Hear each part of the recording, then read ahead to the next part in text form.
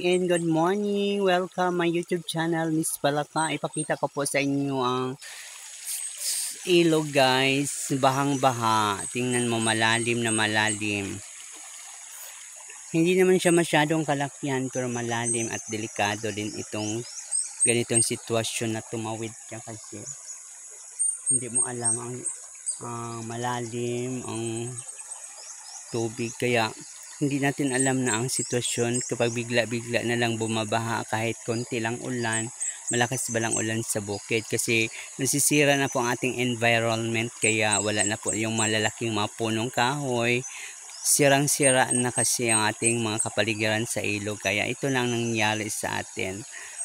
Yan, paano naman yung nasa ibaba, kaya huwag natin sirain masyado ang ating environment, ang ating kapaligiran sa ilog, kaya para naman safety tayong lahat.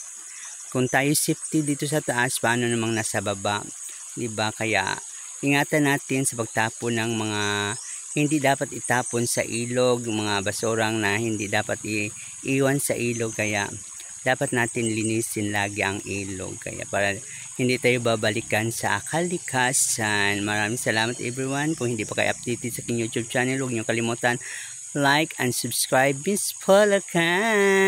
Bye bye bye bye.